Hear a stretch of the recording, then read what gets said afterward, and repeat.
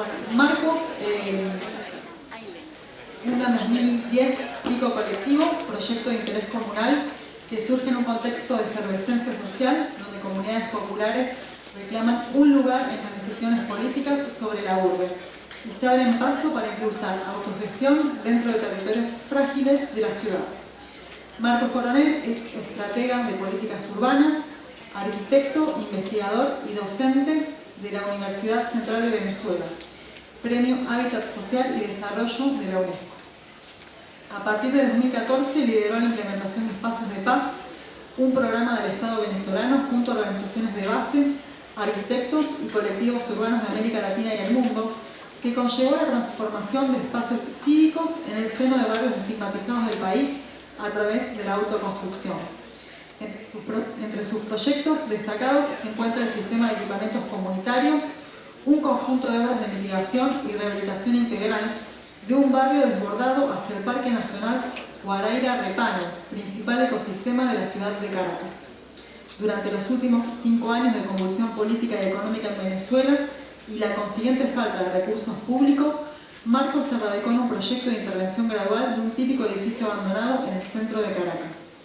Una estructura post-petrolera ocupada por comunidades de artistas, intelectuales, políticos, académicos y ciudadanos que resisten la profundización de la crisis. Así que le damos la bienvenida a Marcos y la veamos. Bueno, muchas gracias. En realidad pasaron más de 10 años ya de esta idea que nos propusimos del proyecto de interés comunal como una forma de refutar ciertos conceptos que desde las prácticas ciudadanas han desvirtuado o han vaciado de contenido algunas cosas que nosotros queremos reivindicar. Así que nada, quise hacer como una suerte de catálogo crítico al mejor estilo como de los cineastas del siglo XVIII, así, porque me interesa más bien hacer una revisión de estas experiencias, no necesariamente desde la obra terminada o el proyecto construido, sino desde la construcción de los significados que están detrás de esas obras y desde un punto de vista que me lleve a cuestionar también nuestro papel como arquitectos. Pues lo primero, claro, es que creo que tenemos que aceptar una cosa, y es esto tan evidente como que toda la arquitectura es política y que absolutamente todo tiene una condición, un contexto y un rol político. Ese que ven allí, de lentes, muy formal, con un traje oscuro, es Carlos Raúl Villanueva, el arquitecto más prominente de la modernidad en Venezuela, una suerte de idealista formado en la Escuela de Bellas Artes francesa, que regresó al país con el deseo de construir la ciudad, ¿no? Y Villanueva está allí al lado de Pérez Jiménez,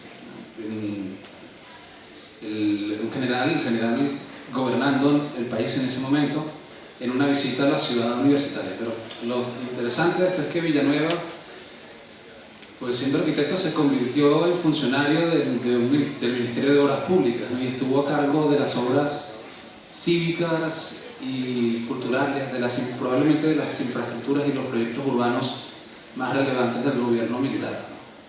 Estamos hablando, por supuesto, de proyectos que cambiaron drásticamente la ciudad, la escala de la ciudad. Una ciudad feudal, o casi feudal, hasta las primeras décadas del siglo XX, que se convirtió en una urbe pujante impulsada por el boom petrolero y una economía bollante a raíz de allí. Pero claro, ese periodo no duró mucho. Con la caída de la dictadura, los partidos políticos venezolanos, fundamentalmente socialcristianos y reformistas, se dieron un acuerdo de gobierno, no, esto es un clásico, ya hemos visto repetido muchas veces, para repartirse el poder. Y por supuesto Villanueva y a otros arquitectos revolucionarios como Fruto Vivas o como Tomás Sanabria, sencillamente los apartaron tachándolos de colaboracionistas, etc. El punto que quiero traer aquí es que de alguna manera la arquitectura de lo que se trata es del poder de construir la ciudad. O lo que es lo mismo, para ser más sinceros, de hacer política en la ciudad, tener una práctica política, pero no una práctica política necesariamente partidista, ¿no? No tiene que ver con formar parte de una estructura de un partido, sino de hacer política para trabajar en la polis, obviamente, para meterse en problemas y para estar al lado de las luchas urbanas. Lo cierto es que hoy la pregunta sigue siendo la misma. Esta además me gusta mucho, es curioso, así como de la Asamblea Nacional de Venezuela, ese modelo de la democracia de los países, de las democracias occidentales, ¿no? Donde los partidos y los políticos son quienes toman las decisiones sobre la ciudad. Entonces vale la pena hacerse esa pregunta como arquitecto: ¿quién toma las decisiones y quién construye la ciudad? Cuando la única acción política que tienen disponible los ciudadanos o que tenemos como sociedad es votar.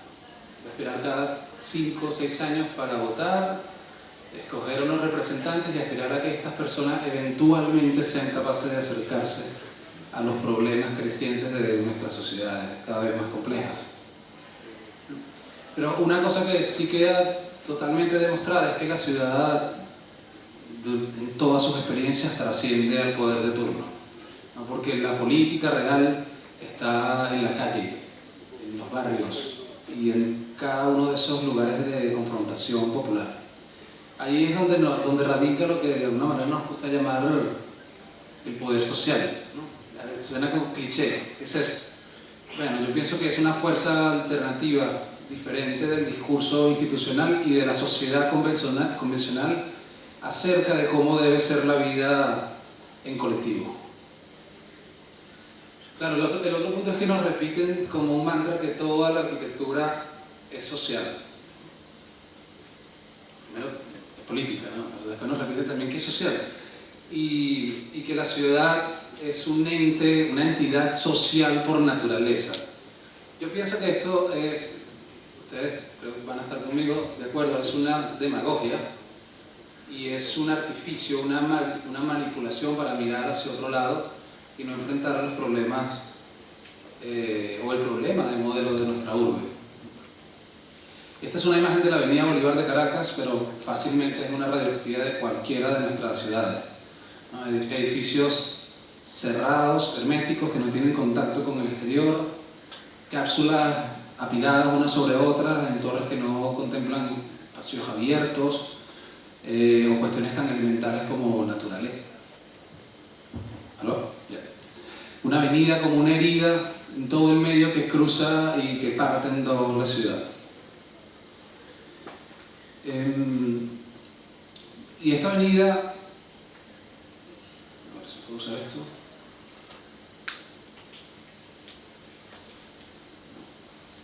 Marco, en la pantalla sí se ve el mouse. ¿El puntero? Ah, ya. Bueno, el punto es que esta avenida tuvo una propuesta llamada el Parque Vargas, eso que ven acá, ¿no? Como una visión monumental y ecopélica del espacio urbano, que probablemente, bueno, algunos pueden considerar que es muy bella, pero a simple vista yo diría que no pertenece a Caracas, ¿no? Que no es de nuestro contexto. Una suerte de campos elíseos, ¿no? En Caracas. Esta visión monumental de la ciudad. Pero lo que ocurrió fue que casi 30 años después el Estado construye estos bloques, ¿no? De vivienda masiva al mejor estilo positivista, con las mismas recetas fracasadas de la tardomodernidad, ¿no? Cometiendo una vez más los errores del pasado. Es decir, alojar a una gran cantidad de población cautiva en edificios que se apilan. Como resolver el problema de la vivienda a través de un pensamiento cuantitativo, ¿no? A más viviendas, mayores soluciones. Bueno, estas torres construidas comenzaron a ser vistas como una amenaza para la ciudad y de alguna manera se corría el riesgo también de privatizar espacios en la avenida Bolívar. Y lo que ocurre es que el gobierno de Caracas nos invita a mí y a otros colegas arquitectos para que presentáramos propuestas para estos espacios, ¿no? En ese momento yo venía de organizar un programa de intervención de espacios públicos en barrios de Venezuela, que tuvimos la oportunidad de compartir con muchos colegas, con amigos que están aquí también, Ana, de Arquitectura Expandida. Pero, claro, en realidad es otra escala, ¿no? Venía como de la experiencia de los espacios públicos, casi de uso coloquial y domésticos, a esta imagen de la ciudad, ¿no? La avenida Bolívar es algo así como la espina dorsal del centro de Caracas, ¿no? Y que ha sido además el proyecto, uno de los proyectos objeto de las más grandes disputas en la historia moderna sobre Caracas, ¿no? Así que en lugar de aventurarme a hacer un proyecto, pensé en una cosa que parece muy básica, muy lógica, es que lo mejor sería devolver la discusión a los arquitectos, no aprovecharme de mi posición de ventaja, de tener un encargo para dar un proyecto para la ciudad, sino hacer lo que yo habría querido que se hiciera desde lo público, es decir, llamar a una convocatoria, a un concurso. Y de todas maneras, aunque abrimos ese debate, llamamos a la competición, no pudimos evitar las críticas de profesionales muy respetables que aún sin conocer el proyecto ya lo estaban aplastando desde el principio, ¿no? De una manera absurda y por supuesto contaminados por el sesgo político, como esta conducta que vemos recurrentemente de sociedades esquizofrénicas que siempre están buscando como un chivo expiatorio, ¿no? Alguien a quien culpar del fracaso de la ciudad. Pero en realidad no importaba ya, porque el proyecto estaba en marcha, ya habíamos logrado entrar en política, que decía al principio. Y en vez de un conjunto bucólico y casi imperial, como les decía, de esta imagen del Parque Vargas francesa, quisimos impulsar un lugar, entender que la ciudad en el centro, a pesar de la escala infraestructural con la que está pensada, puede ser un lugar para espacios cotidianos. Y yo había diseñado las estrategias y el modelo conceptual como esta franja que de alguna manera intenta reconstruir ese vínculo con la calle desde la ocupación vecinal, aunque no se ve también aquí, el lugar donde están los bloques de vivienda y la avenida Bolívar, ¿no? Una suerte de, sí, como una franja de estructura para intermediar entre esas dos estructuras colapsando entre sí. Y la oficina técnica que armamos para el proyecto pues se encargó de conjugar unas intervenciones preciosas con un diseño de Camilo González y proyectos de Ricardo Sanz, de Rodrigo Marín, Rafael Suárez, Marcos Colina, otros colegas muy talentosos. Pues básicamente lo que conseguimos, no se hizo la intervención completa de la avenida, pero logramos impulsar la primera acción de ese conjunto, ¿no? Una franja en uno de ese sistema de edificios, o de esa serie más bien de edificios, que consiguió desdibujar ese límite entre los bloques y la avenida que estaba afianzándose primero como un vacío, como un lugar sin terminar en la ciudad y después con un muro perimetral que ya no existe. Ahora lo que hay es espacios donde se cruzan los vecinos con todo el que hace vida en este sitio y espacios que no tienen ninguna otra pretensión más que el poder hacer uso de ellos, ¿no? Lo que es lógico en una ciudad. Espacios que son para estar y para habitar. Y pienso, como una reflexión final sobre este proyecto, que quizás nunca debieron construirse los bloques, ¿no? Al menos yo no los habría hecho así, si hubiese tenido la oportunidad de pensar en ellos, de diseñarlos. Y por supuesto que no es la imagen de ese proyecto jerárquico de la ciudad, monumento, obra de arte, pero sí creo que es una forma sincera de acercarnos a la construcción de un espacio verdaderamente social, partiendo de una realidad. sin complejos, sin falsas expectativas y sin rehuir de los problemas de la ciudad. Y la ciudad ya no espera tampoco por los arquitectos, ¿no? Nuestras ciudades ya dejaron de ser ese lienzo en blanco donde los arquitectos y los expertos, los políticos profesionales pueden enarbolar ideas épicas, ¿no? Y una cosa que tenemos que tener muy clara, pienso, es que nuestras ciudades fracasaron y están cada vez más llenas de lagunas sin solución y de problemas gravísimos, ¿no? En el barrio siempre hay temor porque llegan los especialistas a decir lo que se tiene que hacer, lo que se necesita. Hay que hacer un plan diagnosticado con un levantamiento preciso del lugar, un proyecto profesional muy ordenado, ¿no? Un proyecto ejecutivo, etc. Les voy a dar un ejemplo. En 2015 llegamos a este lugar. Primero había entrado la INPARQUES, el Instituto Nacional de Parques y la Vicepresidencia Territorial, y arrancaron esta operación para demoler un barrio ilegal, ¿no? En teoría todos los barrios son ilegales, ¿no?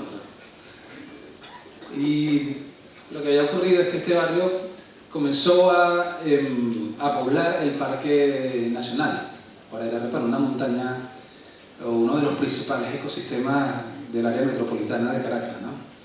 Ahí ven un poco, así como el primer plano del 23 de enero, son estos bloques de vivienda masiva modernos que vieron antes de Villanueva. Y luego lo que pasó con la ciudad, los barrios poblando todos los intersticios que esa modernidad no fue capaz de prever, ocupando cada resquicio por la necesidad, obviamente, de habitar. Y el proyecto lo que quería, a raíz de esta intervención así como pesada, con maquinaria, demoliendo, era básicamente establecer una cota que llamaron 1100, una altura para definir un máximo nivel de tolerancia hasta donde se podía habitar el cerro. Es este barrio que ven allá al fondo como extendiéndose, desparramándose de la montaña. Bueno, Anita ha estado en Caracas, hace poco estuvo por ahí. Y el Ávila, claro, Caracas es un valle muy estrecho que está rodeado de cerro, ¿no? La ciudad siempre se está confrontando con este dilema, con esa realidad de la ciudad planificada, con todo el apoyo institucional, con todo el financiamiento y el poder económico invirtiendo en un lugar, frente a los barrios de favelas resistiendo ese desarrollo avasallante a través de la autoconstrucción y pues de valores que están allí. Y el Ávila viene siendo en ese valle como una suerte de protección o de límite, ¿no? Sí, natural, que hace terminar la ciudad en un punto, ¿no? La ciudad llega y es el norte, es una suerte de formación precordillerana, se puede decir que es donde comienza o donde termina la cordillera de los Andes, ¿no? Y separa Caracas, la ciudad del norte del Caribe, ya del mar Atlántico. Bueno, lo cierto es que había que trasladar a más de 100 familias a casas nuevas en el entorno del barrio, ¿no? Y se hizo como toda esta planificación otra vez cuantitativa de cuánto están, vamos a censar a cada una de las personas hacia dónde van. Y en ese proceso aparecen los líderes naturales de la comunidad, ¿no? El típico personaje como Jesús Fuentes, Chuchu, que ejerce un liderazgo en el barrio, un joven que nació en este barrio, que tiene 30 años allí, que conoce cada detalle, ¿no? Entonces, en lugar de pasarnos un año con el método academicista, ¿no? Con la planificación de los expertos y la tecnocracia, analizando el tejido, los espacios, levantando un diagnóstico, etc., y además correr el peligro de que se perdiera el entusiasmo, de crear falsas expectativas y de dañar a la gente, ¿no? Dañar el proyecto. Nos fuimos con los líderes, ¿no? Que ya saben lo que hay que hacer en el barrio. Y Chuchulo, junto con sus compañeros, nos mostraban estos lugares, como estas canchas al borde del precipicio. Nos dicen, no hay te va a parecer ridículo, pero no hay un lugar, un espacio deportivo en el barrio, ¿no? Todo es improvisado. Claro, la pregunta de él viene a raíz como de pensar en que puede parecer casi absurdo o, que no exista el espacio deportivo en una comunidad, ¿no? Es lo básico, es lo elemental, en todas partes de la ciudad está, pero aquí son los problemas esenciales. Y también nos mostraron este otro lugar como un espacio residual, justo en ese límite que se quiso construir con la montaña, donde desemboca el arroyo de la colina, en fin, ¿no? Como este sitio donde donde Jesús y sus compañeros saben desde hace mucho tiempo lo que hay que hacer. Inmediatamente pensamos que aquí es donde debía centrarse el proyecto, ¿no? Esto es lo que tendría que atacar la arquitectura. Y se produce, bueno, esta cosa que es muy natural siempre del barrio, el efecto movilizador inmediato de la asamblea. El proyecto también es más bien una suerte de proceso y reflexión en paralelo, no es una estructura del paso a paso donde hay que seguir una línea de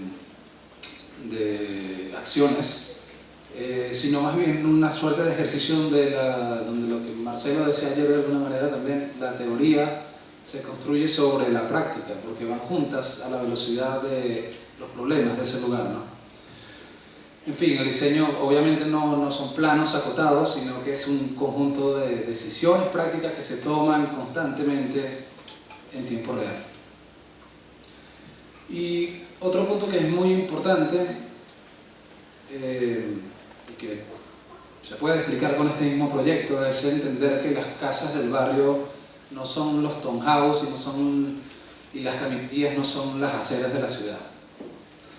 Porque la trama del barrio no es un sistema de dameros, porque no sigue una lógica de planificación como la que se instala en esa ciudad que solemos llamar planificada.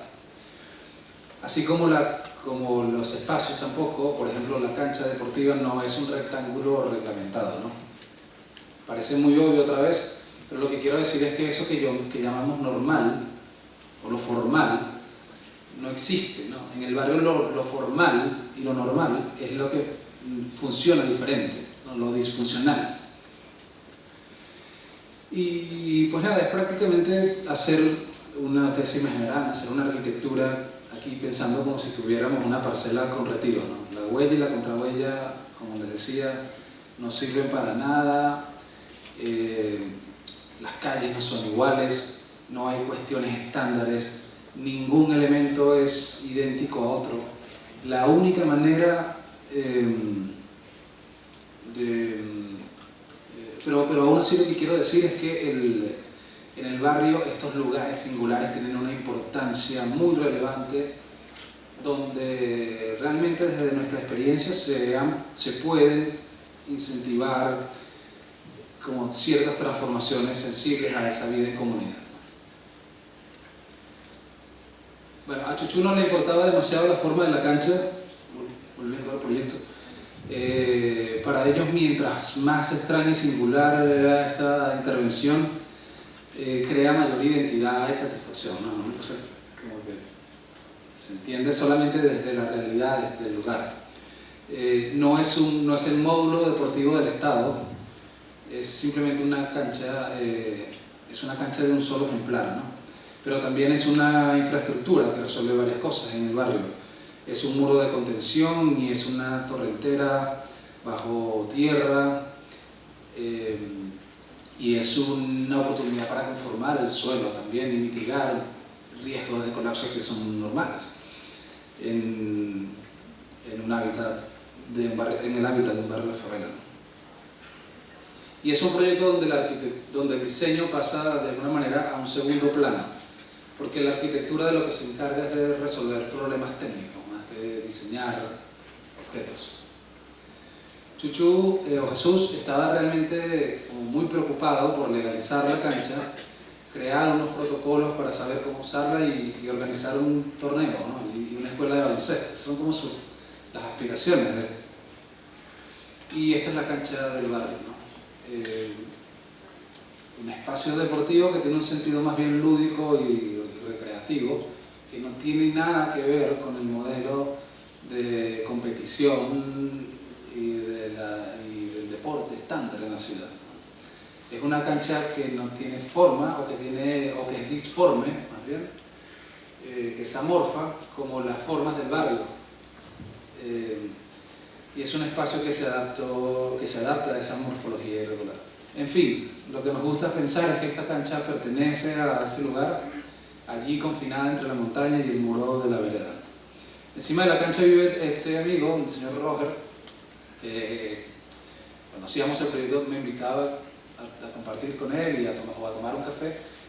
Y me dice, Marcos, yo sé que mi casa aumentó de valor, ¿no? Roger vive como encima de la cancha. Ahí se produce un efecto de plusvalía. Es decir, hay una mejora del entorno, de ese lugar, de ese contexto, que indirectamente me beneficia, aunque yo no haga deporte, ¿no? Pero bueno, lo cierto es que ahora tenemos otro problema, ¿no? Este señor que es como muy inteligente, una persona muy sincera, ¿no?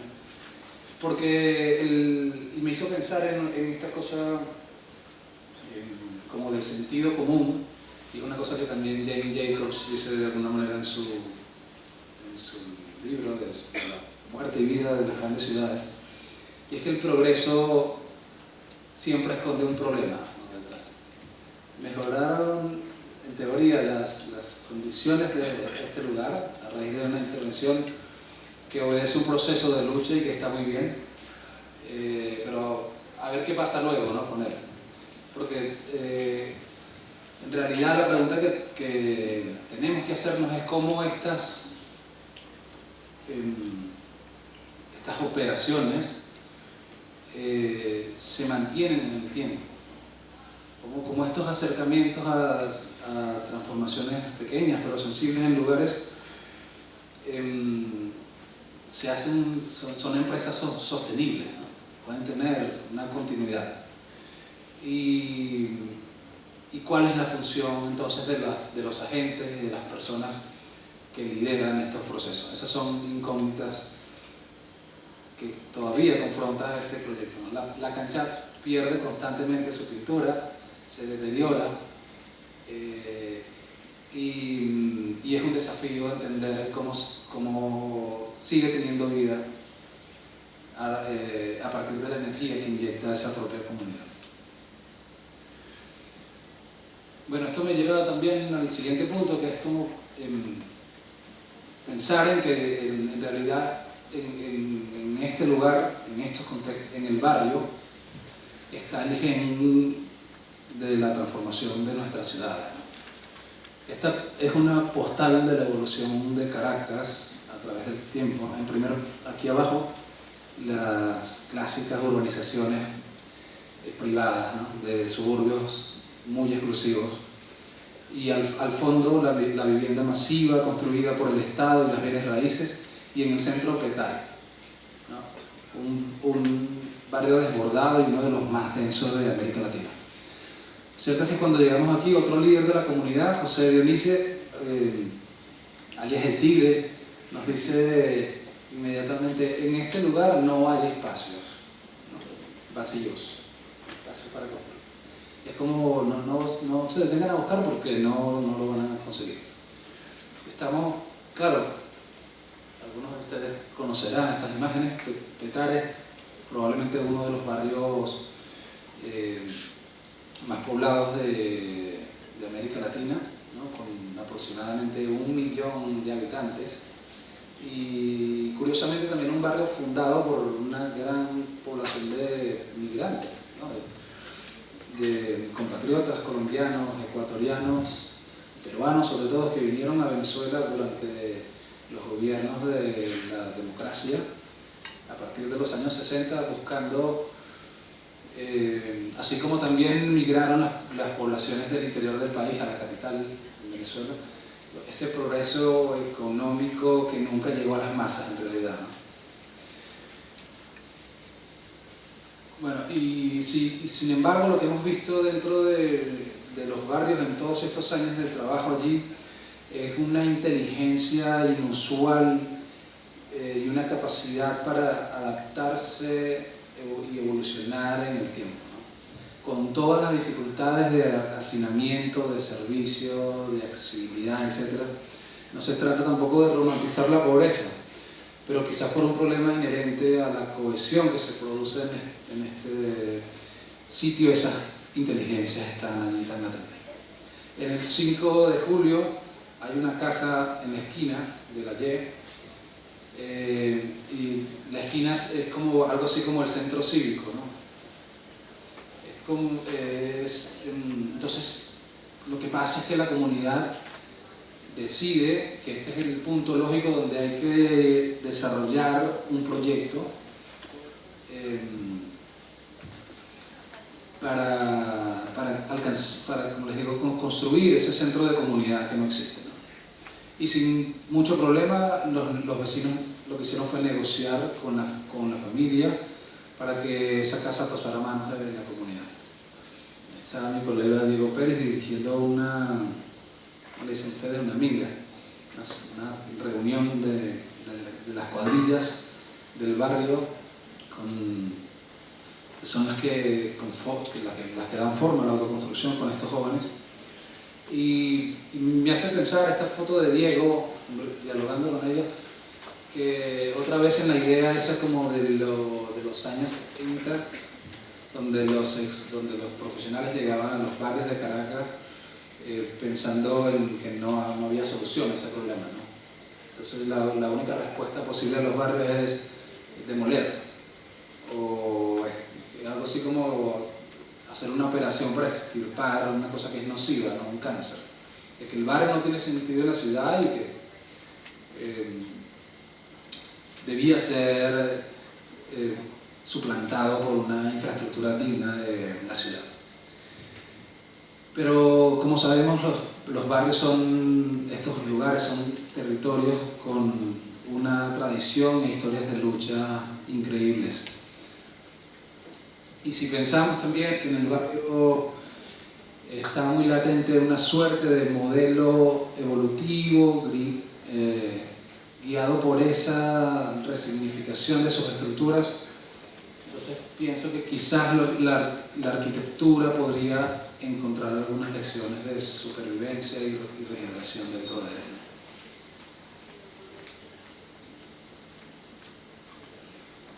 Pues este otro proyecto que les quiero mostrar es más bien una historia de confrontación nos gusta llamarlo así, como por la toma de la calle como espacio cultural, ¿no? Una imagen del año 2015 de jóvenes que muy inconformes, no están a gusto con lo que está pasando en el país, ¿no? y reclaman nuevas oportunidades. Como una suerte de manifestación para oponerse al gobierno, totalmente válido, pero de una forma violenta, en este caso. Sí, una suerte como de reacción o de acción de toma de la calle como un medio para drenar la frustración. Y lo que nos pasa es que ese mismo año conocemos a este colectivo de artistas gráficos, músicos, productores de audio, etc. Y estos chicos nos citaban así como con mucho interés a sus autores, ¿no? Preferidos, Otto Gross, ¿no? Entonces nos demostraban una suerte de pensamiento anarquista siempre en sus ideas. Y nos explicaban que también se oponen, obviamente, como a la estructura jerárquica y de gobernanza del Estado, pero que ellos querían hacerlo en una posición creativa, ¿no? Y nos llevaron a este edificio que también fue vandalizado durante estas protestas. Nos dicen, vamos a tomar el edificio y el lote, no vamos a quemar la calle, sino que vamos a producir lo que deseamos que exista, ¿no? como un acto de denuncia, pero a través de sus propias acciones y de su empoderamiento. Y nos pareció una idea muy poderosa al principio también, porque sabemos que las ciudades latinoamericanas están repletas de edificios abandonados, ¿no? En el centro de la ciudad, ¿no? Al mismo tiempo que cientos de familias no tienen vivienda, o de que jóvenes como estos no tienen un espacio cultural sencillamente para desarrollarse. El centro de la ciudad está lleno de espacios infrautilizados, ¿no? Depósitos, almacenes, estacionamientos, etc. Y teníamos que trabajar con contenedores porque logramos conectar con un programa del Estado que aprobó recursos para el equipamiento técnico. Entonces decidimos concentrar esos recursos en los dispositivos que adquirimos y construir con los contenedores, ¿no? Como una suerte de sátira. El espacio no está, pero las cajas que traen al equipamiento que tenemos que comprar son el propio, las estructuras que vamos a utilizar para crearlo, ¿no? Y pensábamos en una idea de arquitectura que se transformaba en el tiempo, reinsertando estos objetos, como les decía, que fueron fletados para transportar la dotación del. Y pues nada, esta es una vista así como de esta arquitectura que probablemente, bueno, así es como en discusiones con colegas, no tiene ningún estándar como de patrimonial o de belleza, que no aspira a ser una catedral, obviamente,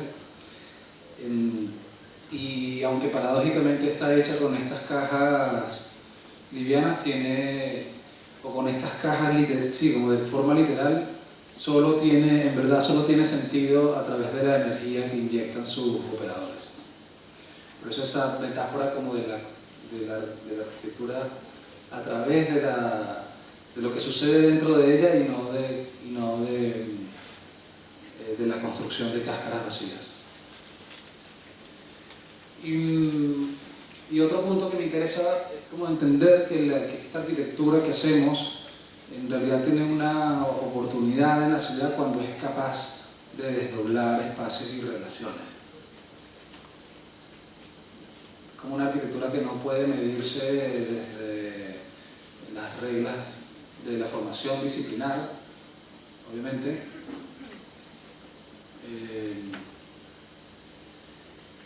Pero nada, logramos hacer esto con el proyecto, ¿no? Unificar como este programa en un solo sistema que está compuesto por esas unidades productivas, con una estrategia muy sencilla que básicamente consistió en aprovisionar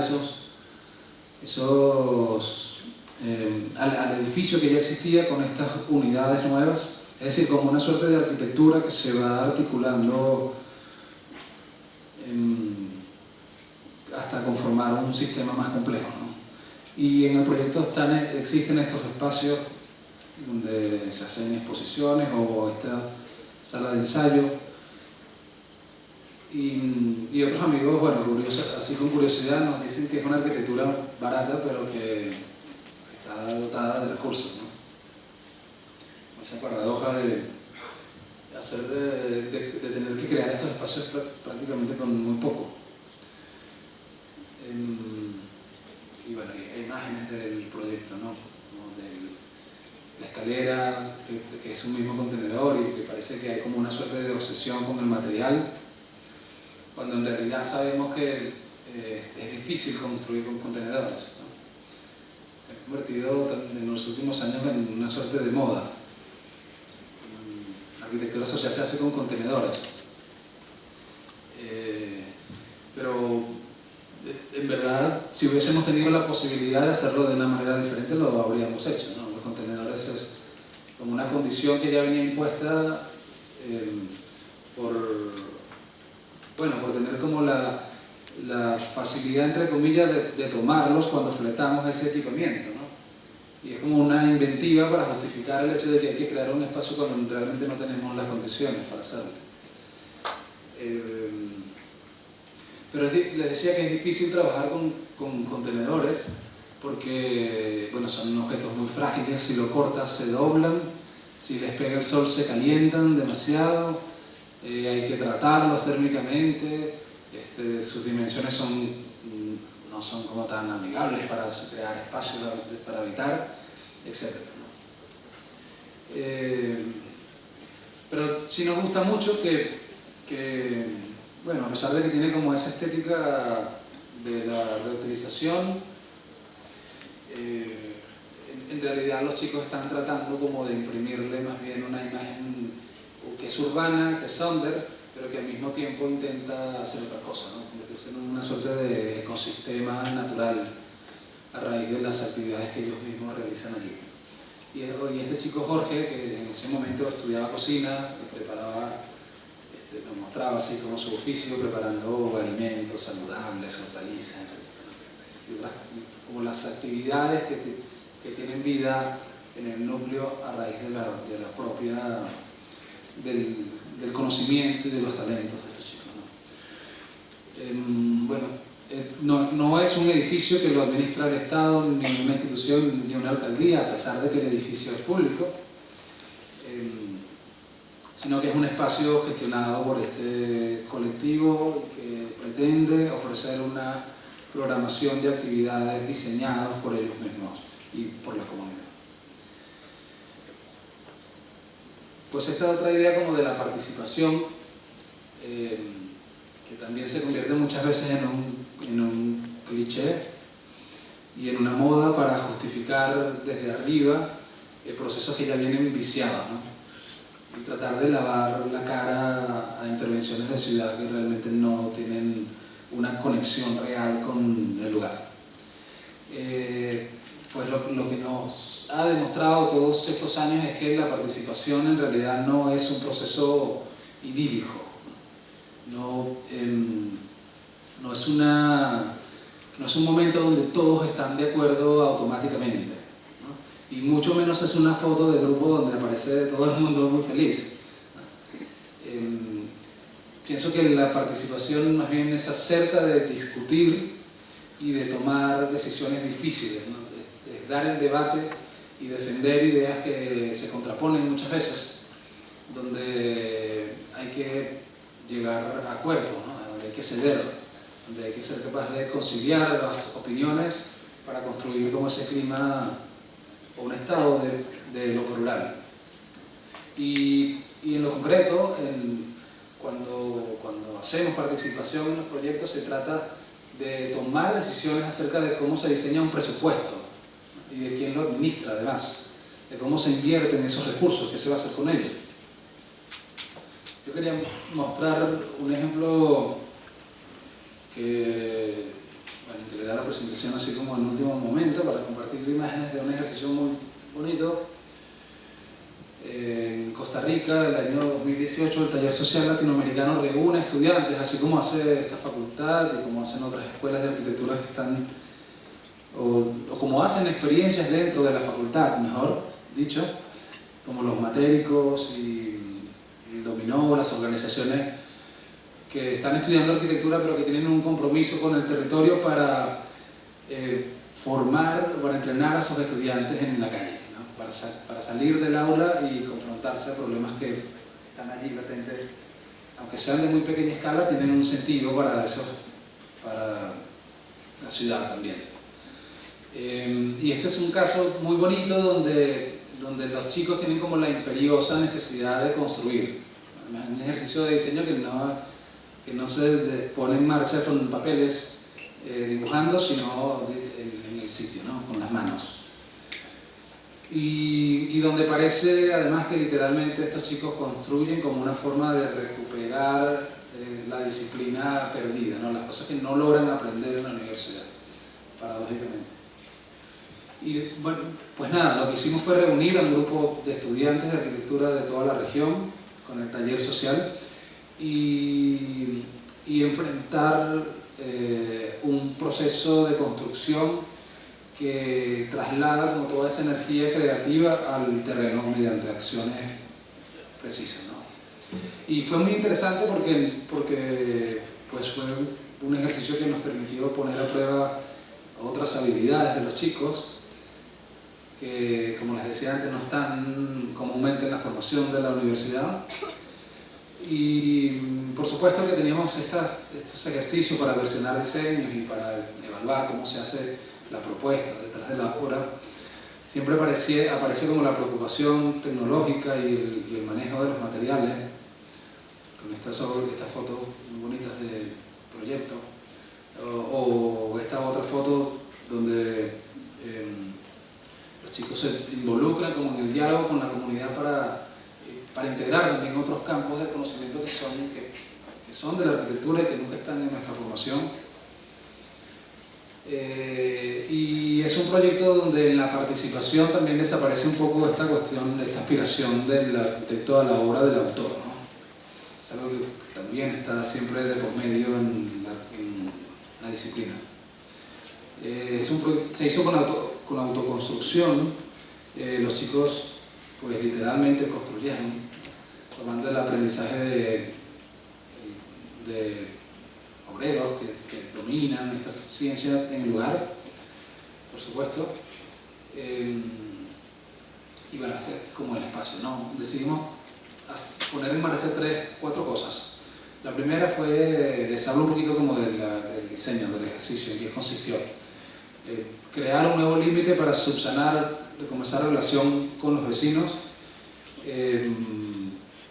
A partir de estas latas, todas restituidas mediante como una suerte de patrón de orden que creamos allí, intentando también dejar en evidencia la naturaleza del material, ¿no? Y el desgaste, con mucha sensibilidad así el paso del tiempo. Y los chicos clasificaron todas esas piezas y que generaron como esta suerte de composición de láminas oxidadas para, bueno, como también intentando respetar la dignidad del barrio sin maquillaje ni ornamento, ¿no? Que es una cosa que suele hacerse como una respuesta fácil cuando los arquitectos trabajan sin recursos, ¿no? Maquillar o pintar inmediatamente algo para dar la impresión de que la intervención abarca mucho más allá de lo que en realidad hace, ¿no? Y también creamos como este límite muy bonito, transparente, una suerte de metáfora de un bosque, entre comillas, en el fondo, más allá de la parcela, que intentaba proponer en la comunidad una discusión que se alarga y que nunca se quiere dar, y es de qué pasa con espacios que están en ese lugar, en ese territorio, que no pertenecen a los vecinos, pero que están abandonados, y donde muchas veces existe como un interés de usufructo del suelo detrás de ella, ¿no? Como esa barrera imperceptible que controla un perímetro, pero que deja ver como ese problema futuro. Claro, no podíamos tocar ese problema con el ejercicio, pero al menos podríamos plantearnos una reflexión con los estudiantes que pensaran estas cosas, que son problemas de la ciudad. Y pues nada, esta es la intervención muy sencilla, como un suelo simplemente, con estas mínimas dotaciones y un banco a lo largo de esa losa de concreto que está acompañado como con esa demarcación del piso con un sentido muy lúdico, y que lo único que propone es el espacio social, el espacio de reunión comunitario, que no existe y que puede comenzar a tener cierta presencia a partir de estas intervenciones como tan simbólicas. Ya estoy terminando, chicos, solamente 2 cosas. Pues en 2013, hace más de 10 años ya, hace 10 años, con Juan Carlos Castillo, mi colega en mi llave de los orígenes de Pico, del colectivo, visitábamos con mucha frecuencia, sobre todo los fines de semana, casi diariamente, un pequeño centro cultural de nuestra comunidad en el centro de Barquisimeto, ¿no? Una ciudad al interior del país, donde era muy común ver asambleas culturales y políticas muy intensas. Por esos años también el Estado comenzaba a implementar un plan de masificación de viviendas, ¿no? Con algunos edificios que a mi juicio son interesantes, sobre todo como inmersos en el entorno de barrios de Caracas, pero siempre con muchas malas praxis que, bueno, no vale la pena mostrar, pero generalmente este tipo de cosas, ¿no? Que ocurren en el interior del país. El urbanismo de cartilla, que crea nuevos suburbios de unidades que se repiten sin distinción, sin importar el lugar, sin importar la condición atmosférica, mucho menos el acervo cultural o simplemente la localidad. Y lo que nos ocurre en este proyecto a nosotros es que la comunidad también obtiene o logra acceder más bien a un proyecto de sustitución de viviendas. Había que hacer 10 casas y cada familia tiene una parcela diferente, ¿no? Hicimos uno solamente de esos 10 proyectos y nos encontramos con esta situación, ¿no? Una parcela confinada entre esos muros muy altos, inusual, donde no aplicaba la solución estándar. Lo que ocurrió fue que la institución del Estado, como a cargo de poner en marcha el proyecto, nos entrega un proyecto, ¿no? Nos entrega una idea, que es esta imagen como de la izquierda, una distribución muy básica de la casa, y nos pide además trabajar o más bien nosotros decidimos, lógicamente entendiendo que en esta parcela no aplicaba el modelo estándar por muchas razones, porque la casa no tendría la posibilidad de ventilar con ventanas hacia el exterior, o porque las medidas no corresponden, etc.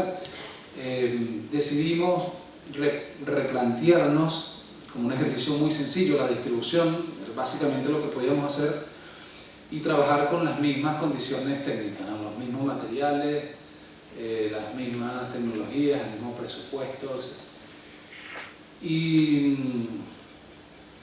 Y hacerlo viable, ¿no? Además, pues el proyecto es muy sencillo, además es como una idea muy básica para reorganizar los espacios que ya proponía el proyecto anterior, replanteando las dimensiones y generando como operaciones muy sencillas para mejorar, corregir o perfeccionar ciertos detalles técnicos que no estaban del todo resueltos.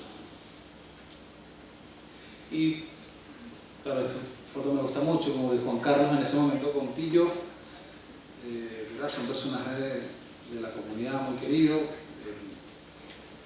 uno de los integrantes de la familia de esta casa, que murió hace muy poco,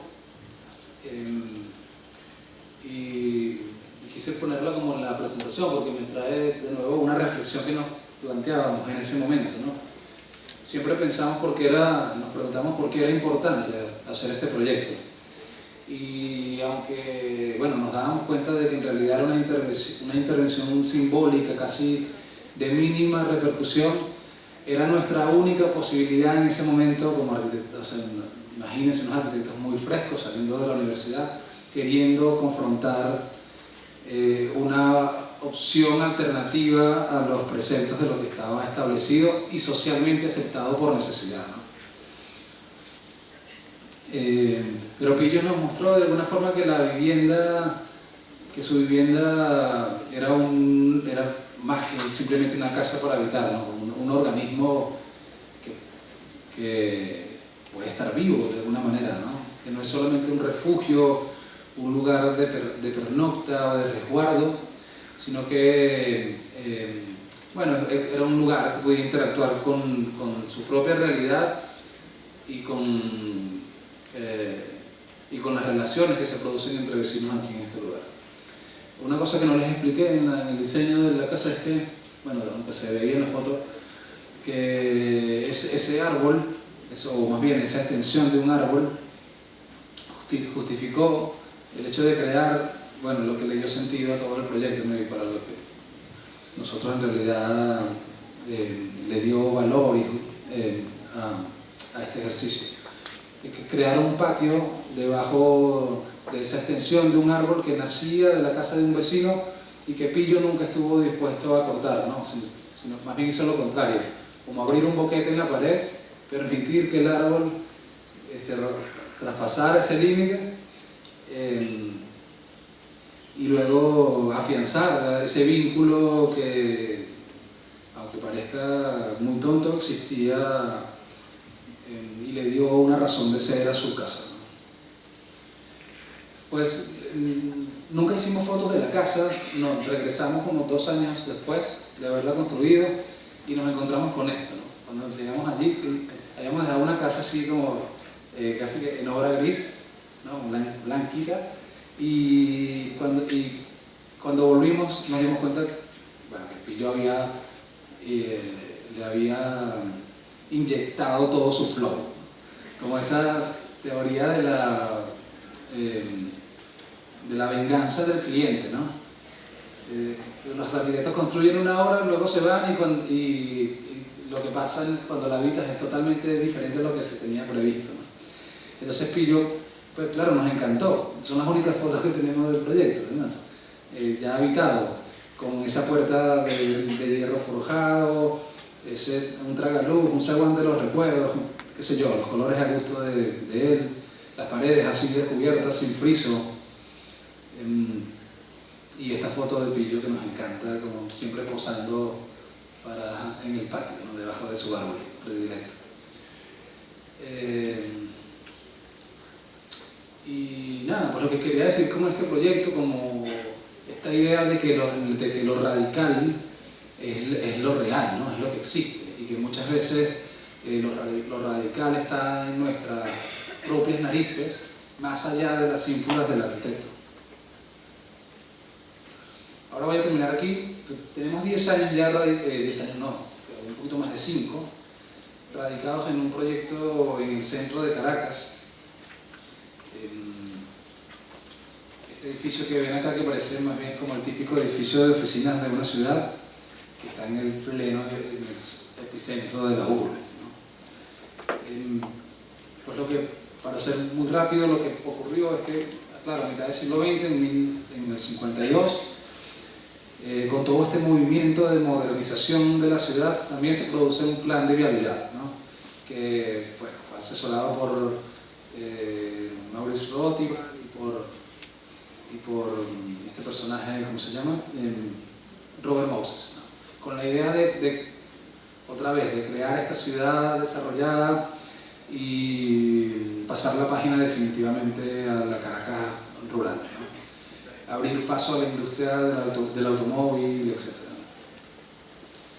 Y esta es la imagen de ese lugar en los años 50, como una suerte de arquitectura pseudo patrimonial, que con el paso del tiempo y la extensión de la ciudad dejaron de tener sentido también, porque la propia ciudad fue creando sus nuevos centros, ¿no? Es como un lugar que dejó de tener importancia en la ciudad. Y llegado a los años 90 se convirtió, primero fue un edificio institucional importante para la ciudad. No sé si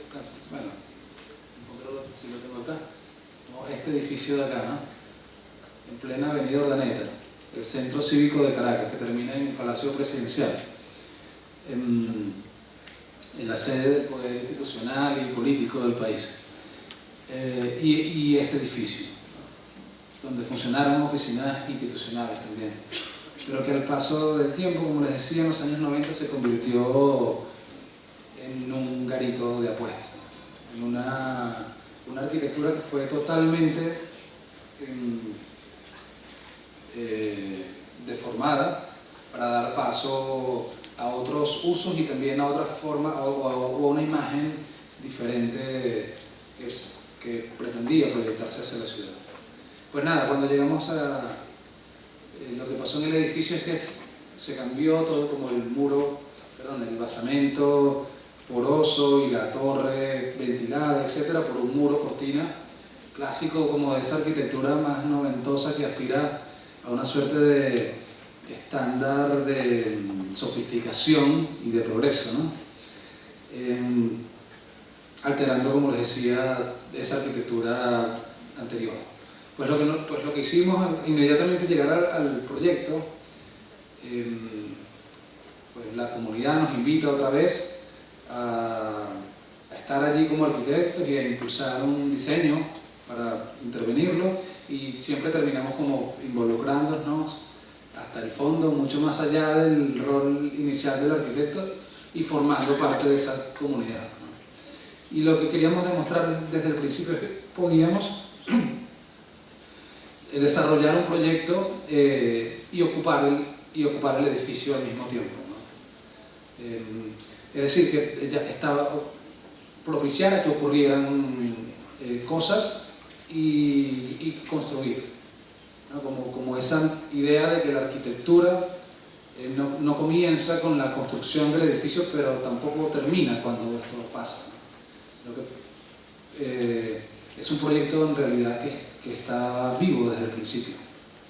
Y nuestra estrategia inicial, pues como con esta idea de recuperar el trópico, entender el lugar donde estábamos situados, comenzó con esta intervención, ¿no? Un balcón para romper esa fachada del muro cortina, crear un mensaje también que cuestionaba esa forma de alterar la ciudad y romper la fachada ciega, ¿no? Como comenzar a mostrar que están pasando cosas dentro del edificio, ¿no? Comenzar a comunicar a la ciudad que hay un proceso que está vivo dentro de él. Y por supuesto, oxigenar los espacios, ¿no?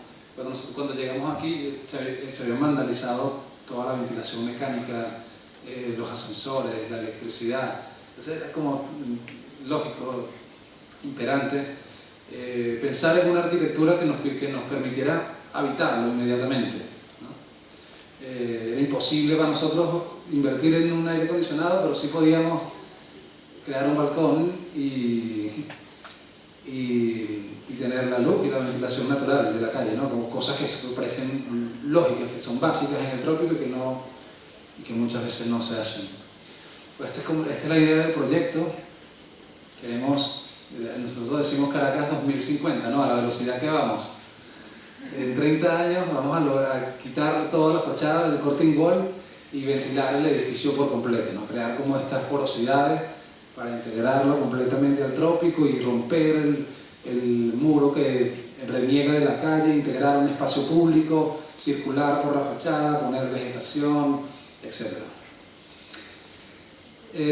Y lo que hemos logrado hacer hasta ahora, claro, como en esa estrategia de entender que no podemos desarrollar el proyecto integralmente, por muchas razones, una de ellas es por falta de recursos masivos para inyectar allí, entendimos que teníamos que hacer este proyecto a través de pequeñas operaciones, ¿no? Y empezamos a habitarlo de esta manera, ¿no? Como con estas intervenciones que se alojan dentro de una estructura preexistente y que pretenden crear un proyecto a partir de una sumatoria de intervenciones que a futuro van a lograr articular un sistema más complejo, ¿no? Como esta cosa de una grada en uno de los pisos donde hacemos actividades, charlas, así como acá, presentaciones culturales, o este ramp en la azotea del edificio también, que logramos construir con skaters de la ciudad, que están allí cercanos, como tratando de apropiarse de espacios y que forman parte también de la comunidad que vive en el proyecto, ¿no? O este estudio de grabación dentro de unas cabinas que eran usadas en el edificio para congelar la carne, ¿no? Y darle de comer a sus empleados, qué sé yo. Y estos espacios así habitados por nosotros, ¿no? Como un lugar de trabajo desde donde estamos impulsando todas las acciones del proyecto mientras lo habitamos. Más imágenes, así como de los colectivos y de las organizaciones que están allí, estudiantes de la universidad que vienen a hacer prácticas y a construir modelos en un taller de fabricación, o estas presentaciones culturales de las que les hablaba, etc. Bueno, no corre un video que quería traer, no corre. Pero nada, voy a terminar con esta imagen así como un poco triunfalista, simplemente para decir que una de las cosas de las que estamos convencidos después de todos estos años es que sin duda es necesario, y creo que la arquitectura tiene la oportunidad de crear nuevas ideologías y nuevas prácticas en la ciudad en la medida que es capaz de impulsar nuevos arquetipos y nuevas relaciones. Eso es todo. Muchas gracias.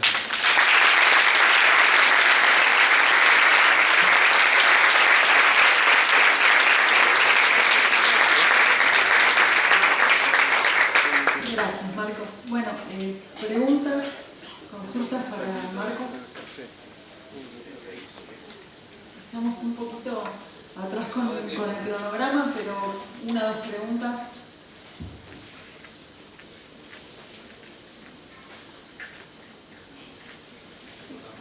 Vito desde acá. Dale. Que cuente un poco de Dislocal, que es algo que está haciendo súper interesante y me parece que le puede interesar a los estudiantes. Bueno, Breve, Marco. sí, súper breve. No, nada, lo que nos pasó es que me imagino que a todos, un poco también a raíz de la pandemia, y esas preguntas que siempre surgien surgieron desde la academia, desde la universidad, en cómo mantenernos a flote con experiencias que volcaran a los estudiantes en el terreno para hacer cosas. También logramos articular así como amigos, arquitectos venezolanos que andan por allí en el mundo y otros colegas de América Latina que están trabajando, como ya decía, con estudiantes, en proyectos reales vinculados a luchas de comunidad, para crear una plataforma que estamos impulsando en este momento, donde nos vamos con los estudiantes a tener a vivir en carne propia esas luchas al lado de comunidades para impulsar proyectos con ellos.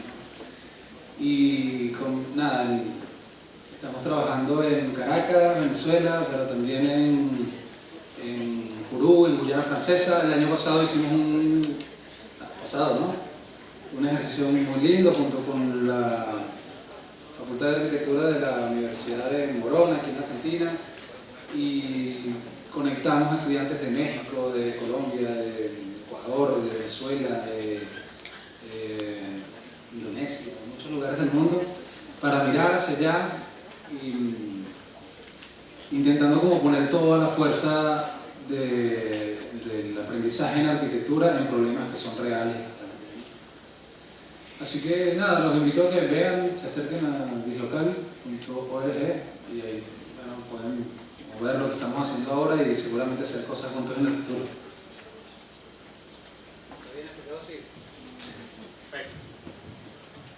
¿Alguna pregunta más?